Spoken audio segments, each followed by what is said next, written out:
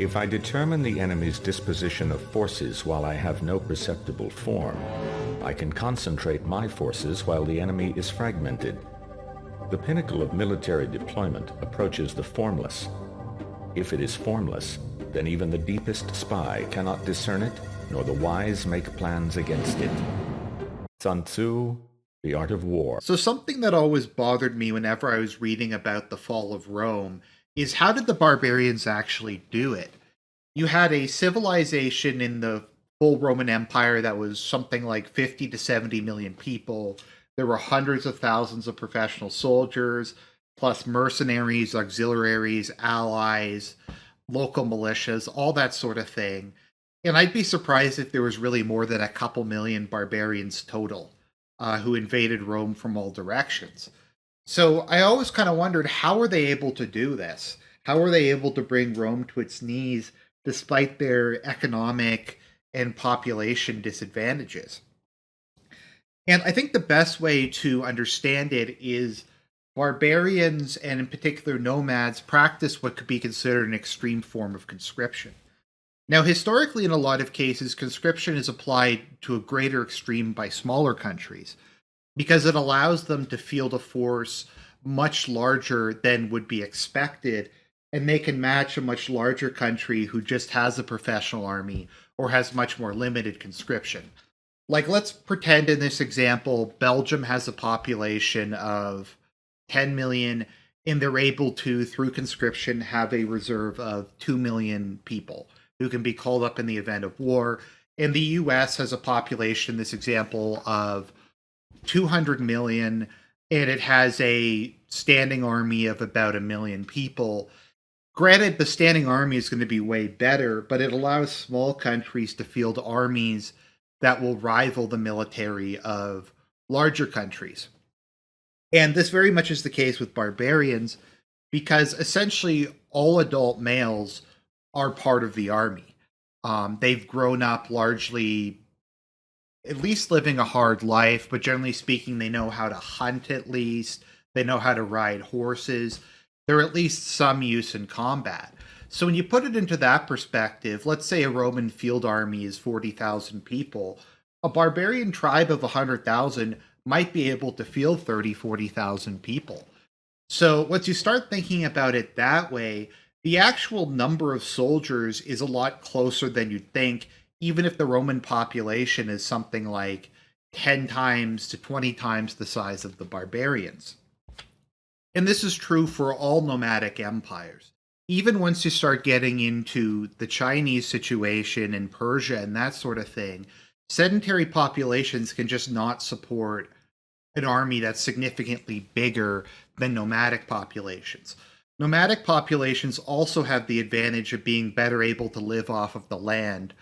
I mean, ideally horses can just eat grass and drink water, and they can carry cattle with them, or otherwise they just don't have the same logistical issues that sedentary populations have.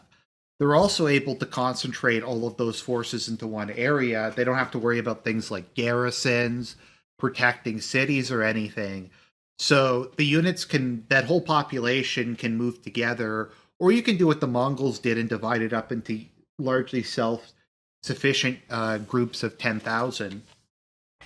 And you will, generally speaking, have a local advantage. Now, if you'll forgive the comparison to World War II, one of the core components of Blitzkrieg or Welterkrieg or Schwerpunkt, if I'm pronouncing it properly, is you concentrate your mobile forces into one area and you achieve the breakthrough, and then your soldiers just stream through that location and flank the enemy. And it's very much like this in the case of barbarians or nomads, because they're able to hit one location, go through, go into the enemy's rear, and just start destroying everything and flanking all their other armies and making all their fortifications useless. So concentration of forces is just an inherent advantage that they have. Another big issue, and why it's been so difficult for sedentary peoples to ever really take down barbarians, is what? How are you going to attack them? Like, what do you attack? There's no cities. There's no fortresses. If you're fighting a sedentary population, you come in, like let's say you're fighting the Abbasids. You take Tikrit, you take Mosul, you take Baghdad, you take a bunch of the major cities, you kill the governors, you drive off the royal family, the state collapses, and you've won. True nomads don't have any of that. You're going to have to try to find them. And if you're in the Eurasian steppe, it's massive. It's a large portion of modern Russia. How the hell are you supposed to find them? And even if you do find them, your army and sedentary armies tend to be more infantry and archer based. Not that there's anything wrong with that, but it's a lot less mobile. What's to stop them from just riding away and not fighting you? There really isn't anything that will stop them. So there's no actual way in most cases to bring them to battle. If you do bring them to battle, it'll be on terrain of their choosing. They will probably be flanking you, and your army will probably be suffering from severe logistical issues. Because once again, you have supply lines that are going out over this massive area that the steppe nomads can just destroy at will. Now, there were some cases in which sedentary civilizations were able to beat barbarians. There is a tactic that almost always works if you're able to bring nomads into a pitched battle. And that is where you have some sort of shield wall of heavy infantry and foot archers and some cavalry. And foot archers have bigger bows. They're generally able to defeat cavalry archers. Cavalry archers are also just a big target. So that generally works. Cavalry have a big problem, unless you have like full-on European knights breaking through shield walls. So that can work, but that requires a very disciplined army, and that involves actually getting the nomads to come to battle. A better tactic that people would use is to just pay off some of the nomadic tribes to go and fight other nomadic tribes, since they have the same advantages and they can catch up with them and fight them. And if you provide your guys with good quality armor and other things that a sedentary society can produce, you're in business. So what sedentary civilizations often do is like, look, we can't chase these guys down. We're just going to have to settle into a defensive posture. But once again, unless you're going to build a wall that encompasses the entirety of the border, and even then, once again, you have the advantage, if you're the barbarians, of focusing all your forces on one point of the wall and breaking through. The Great Wall of China earlier on was not like what the Ming one looks like. It was a series of forts covering major passes and major areas. Even so, barbarians could still slip through. It's just not possible to build enough fortifications and to make them strong enough prior to the invention of gunpowder and more modern forms of fort construction to actually deal with that. So you can build that, and you can use that as kind of a way to try to regulate trade and regulate the flow of nomads. But realistically, there's not really much you can do about it. So what nomads will generally do in this situation is there's a couple different approaches they'll take, and we'll go through them. I think that you could say there's maybe three main ones.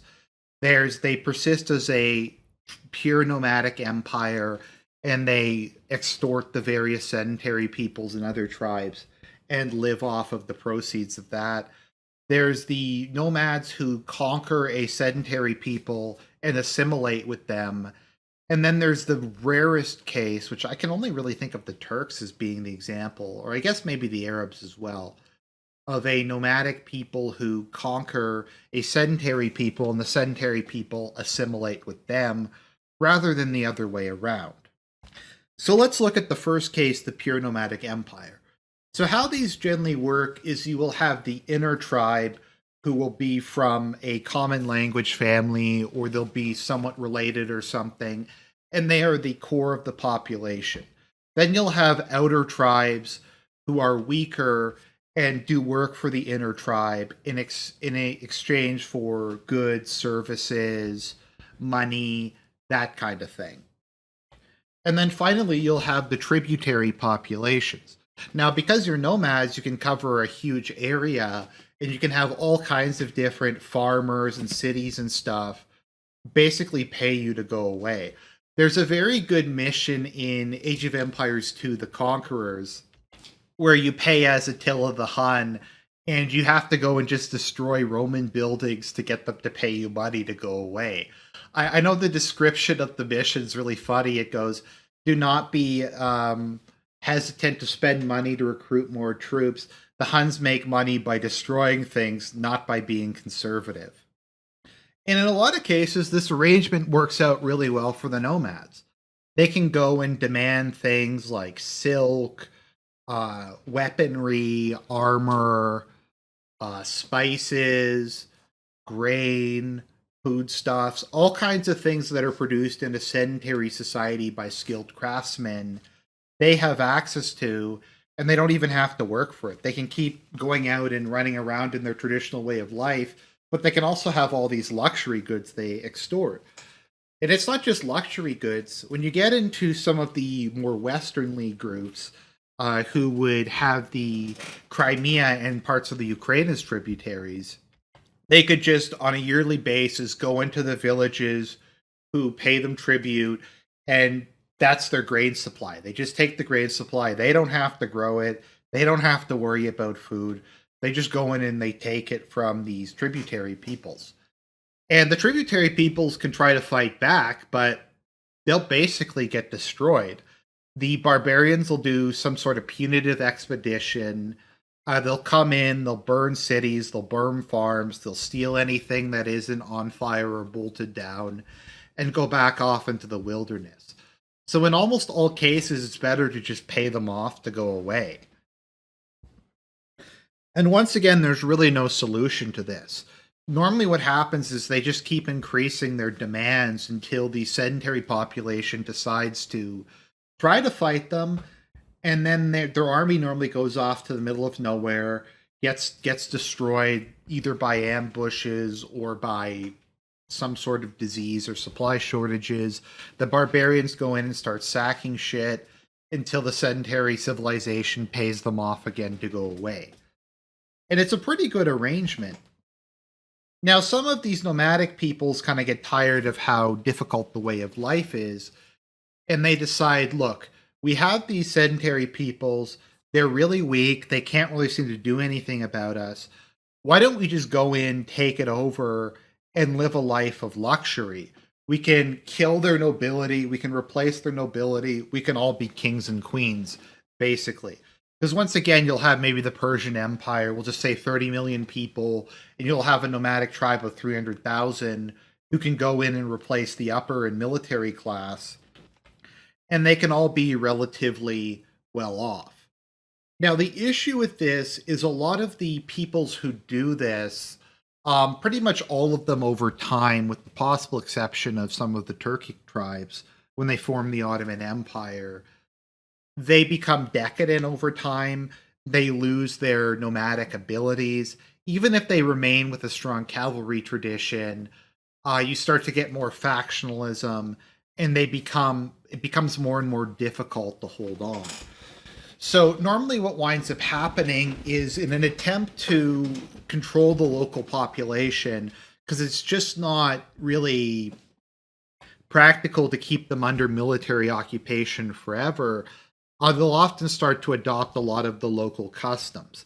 Even if it's like a case with the Mughals where they keep Islam, I mean, there were lots of Muslims in India, but they adopted a lot of the cultural practices, the aesthetics, various kind of aspects of Indian identity, and they kind of become a localized population.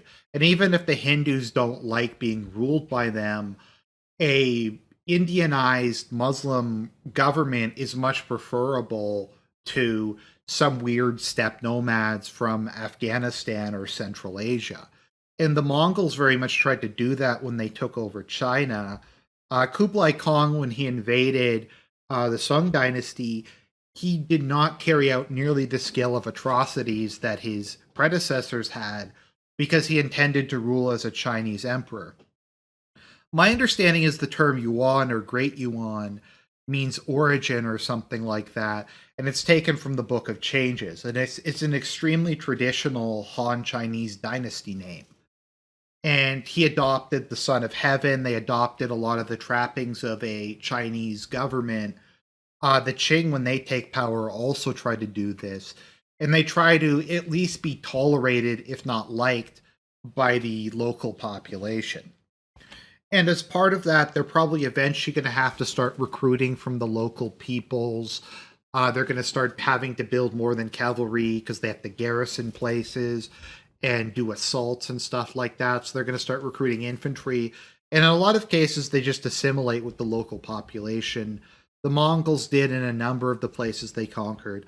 I think they did in Persia. They very much did in China. The Mughals did that in India. The Arabs, to a certain extent, did that with some of the places. Now, it's a little confusing when you talk about the Arabs, because the first caliphate, the Umayyads, were Arab supremacists and basically ran the second caliphate, because Rashidun was the first, as this sort of racket that was entirely based on extracting resources from non-Arabs and sending them back to the heartland. Because most of the population was non-Arab, they eventually got overthrown, and you had the Abbasids, which was more of a hybrid of Arab and Persian culture that eventually developed into, I guess, what you could call an Islamic culture, kind of a multinational one. So when the Arabs conquered Persia, they adopted a lot of aspects of Persian culture, Persian administrators, Persian opulence, that sort of thing. And then you have the interesting exception to this, which is the Turks, specifically the Ottoman Turks. So when the Ottoman Turks conquer Anatolia and Constantinople and that sort of thing, they largely assimilate the local population. Now, they do adopt a lot of the aesthetics, a lot of the grandeur, the administration, a lot of aspects of the Byzantine Empire, but they don't adopt the local language. They don't adopt, like I believe with the Arabs, they adopted Persian as an administrative language, much as how the Romans adopted Greek to a certain degree. But when the Turks show up, they already have a very clearly established identity. They have their Turkic languages. They had developed their own writing systems prior to coming west. And they have this very strong hybrid of Turkish Islamic identity. So even though they're ruling over a Christian population that speaks a completely different language family, they're able very much to maintain their culture and stuff. Like I said, they adopt a lot of aspects of sedentary civilization, but they still very much maintain a Turco-Islamic identity. And what's kind of interesting is how they were able to convert the local peoples of Anatolia. The Turks didn't have a huge genetic impact there. I think it was something like there was 20 million people in Anatolia and only 500,000 Turks settled. But in a couple hundred years, most of them identified as Turkic Muslims. So they didn't directly persecute Christians as much as you might think, but they did stuff like they wouldn't allow them to appoint new bishops. They shut down the seminaries.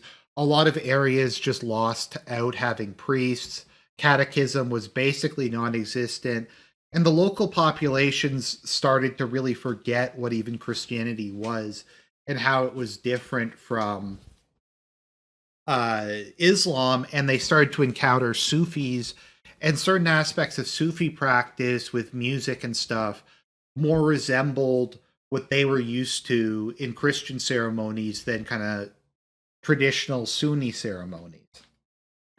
And they were able to convert the people there to Islam and get them to adopt Turkic languages. And you achieved quite a stable society.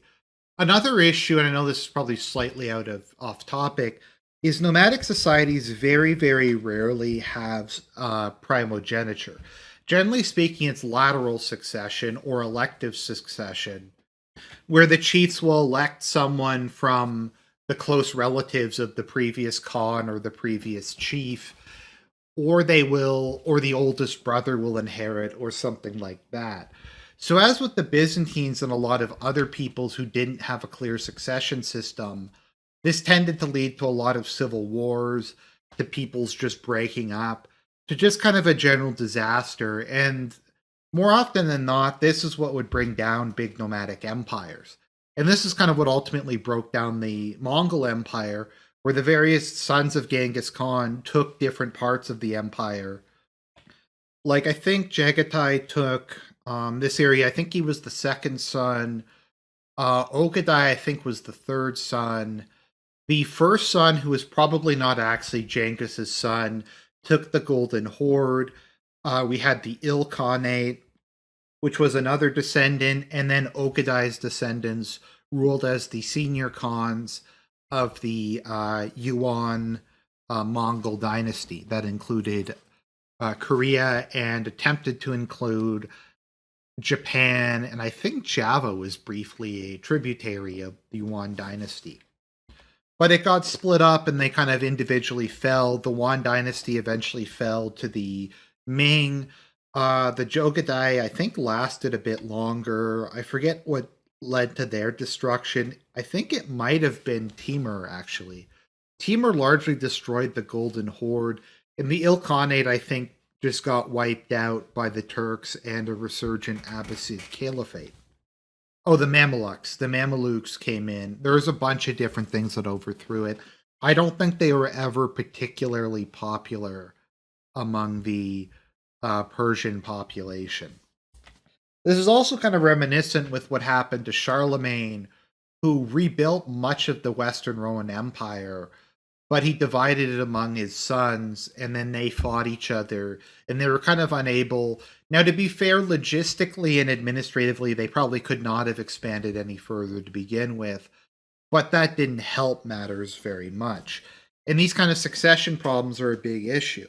And I always like to kind of compare societies that have bad succession systems with probably what I would consider to be the best succession system, which is what the French had, where over the course of the Capetians and their various cadet branches, I think there was only two succession crises. There was one where I forget which one, it was Henry something or other, who was a Calvinist and he was legitimate heir, but there was the question of whether a Calvinist could inherit the throne. And that was just a lot of drama, but eventually he converted. And then there was the 100 Years' War, which you could argue wasn't a succession crisis, and it was just something the English made up because they wanted to conquer France.